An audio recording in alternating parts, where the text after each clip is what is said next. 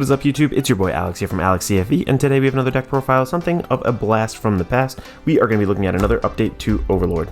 So if you have been following competitive Vanguard for the past couple months, you have seen this deck kind of float as like that third C or rogue tier option to kind of bring into Springfest or any other high tier kind of competition. But overall, I feel like this is actually really well poised in the current meta and is worth kind of revisiting and re-looking at it in a deck profile. So that's what I'm going to do today with you. I'm going to explain my tech choices and what they mean going into certain matchups and why I really like this deck currently. So cool, let's hop right into it. All right, no surprise here. Obviously, you just kind of saw it, but I'm just going to break it down. Starting with the Undu over here, I do kind of like this. It throws people off a little bit because they're expecting you to go into something else besides Overlord. So flip that up. They might expect Gandiva, whatever it might be, you know, so be it. Just going into it, I'm running obviously the ride line, the bar.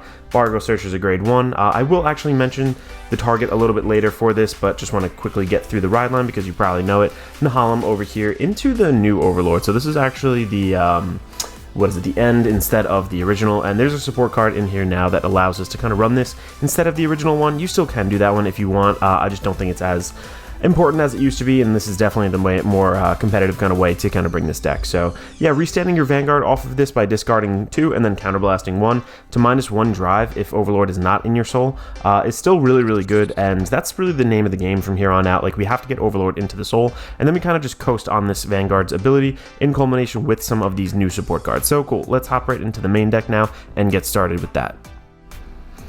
Alright, hopping into the main deck now, no frills. Obviously, we are still running 3 of the Persona Ride of the end. So, like I said, just need your Persona Ride. It's super important to kind of just play through your Vanguard and passively give power to your board is huge in this. Also, digging for your pieces with that extra draw is very important. There's times where, like, you will need very key pieces to this deck, and just that extra draw does go a long way. So, no surprise here, we're running 3 of that. We are also running 4 copies of the original Overlord. Now, why would we do this when obviously we're not running on the original Overlord? That's not a Persona Ride or anything like that.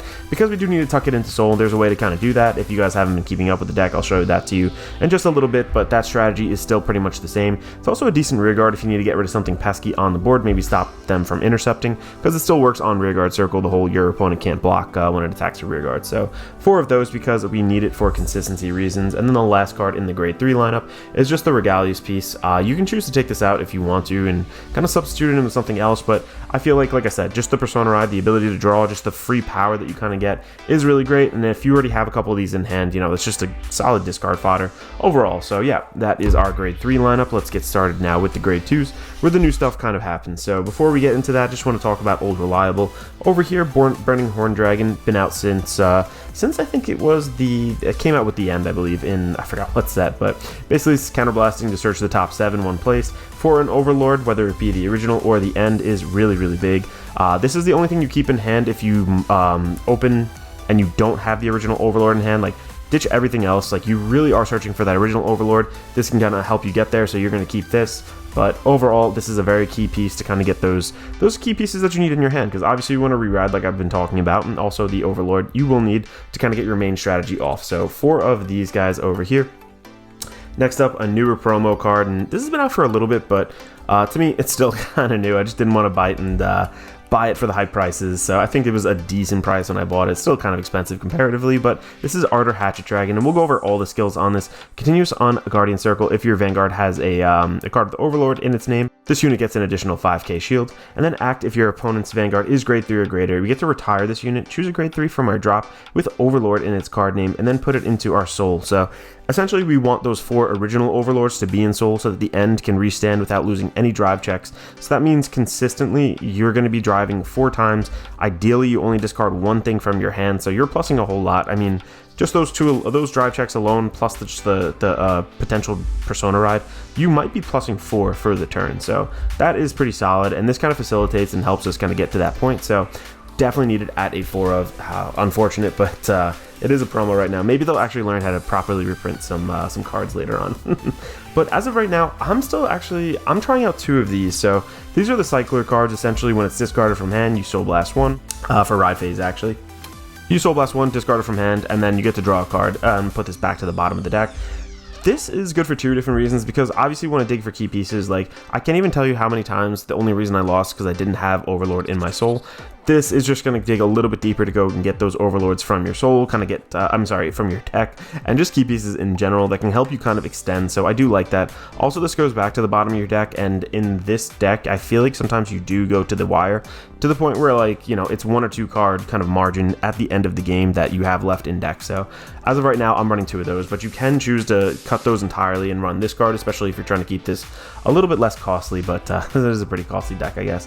2 more of the Brachioforce. So Brachioforce is great in the Gandiva matchup in that it puts pressure on early and allows you to kind of retire this off of a circle, draw a card, just netting you that advantage that helps you survive into late game. Obviously, Gandiva is a huge like grind deck. A lot of the good decks right now are just like out grinding kind of decks. This puts on like insane pressure through the Vanguard, but this also helps us kind of keep up with that pace with some of the card draw and also aggress early. So you do a whole lot with this card. I think I might end up bumping it back up to 4, but completely up to you. I'm just trying this out right now. I think the Cycler is decent as well. So yeah, that about wraps it up for the grade 2s. Let's move on to the grade 1s now. Overall, just really solid grade 2s actually in this deck. Grade 1s, I need to start with this guy over here. This is the blood, and this is really the lifeblood of the deck at this point.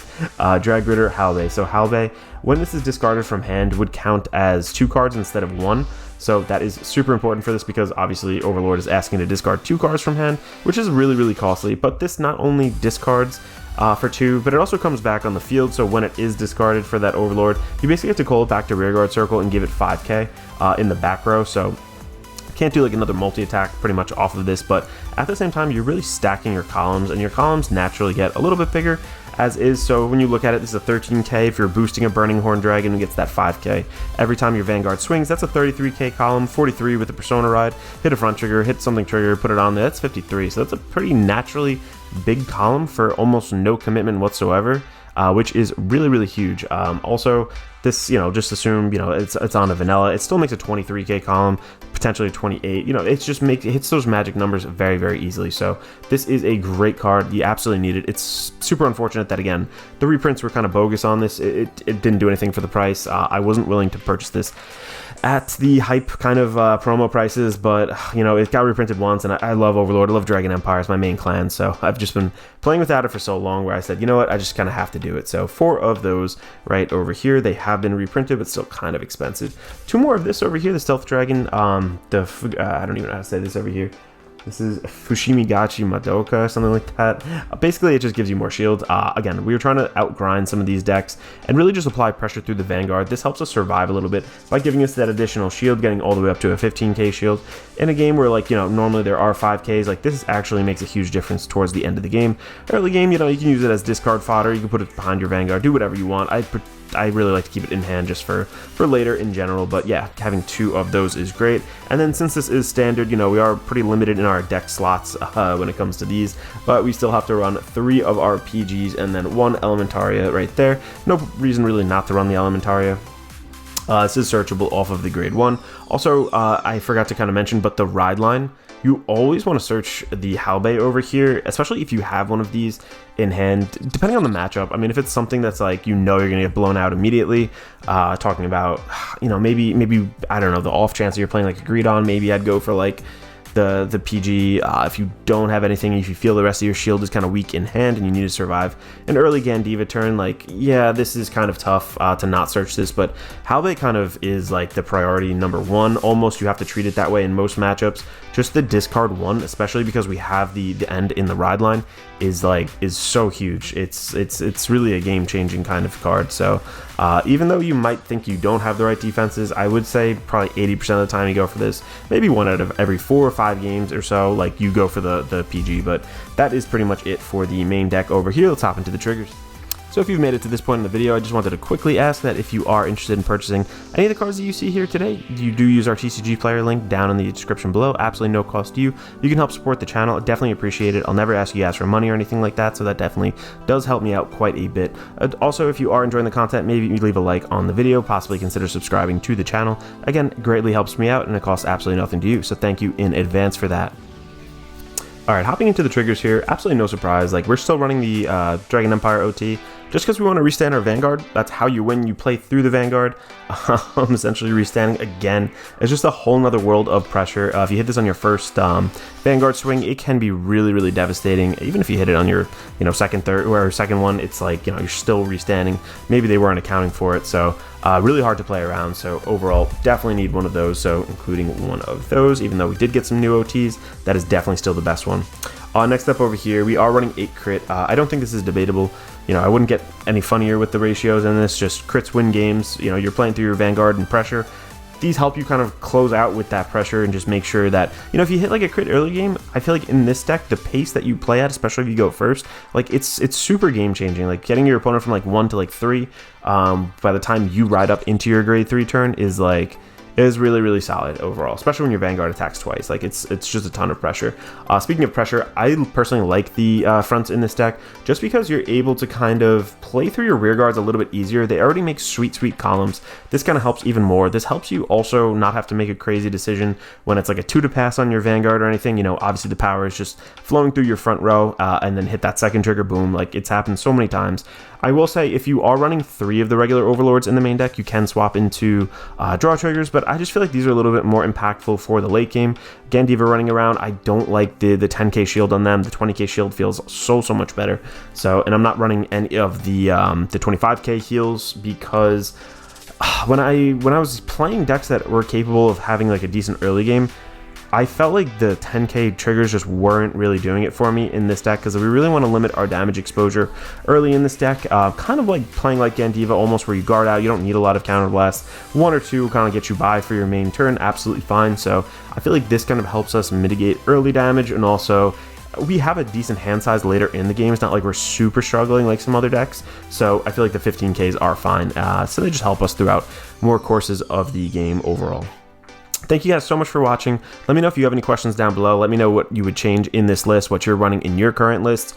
Yeah, I have a ton more content coming up on the channel, so if you did enjoy this, make sure to leave a like on the video, possibly consider subscribing to the channel. Like I said, a lot more coming up, so thank you in advance. This is Alex from Alex CFP, signing out.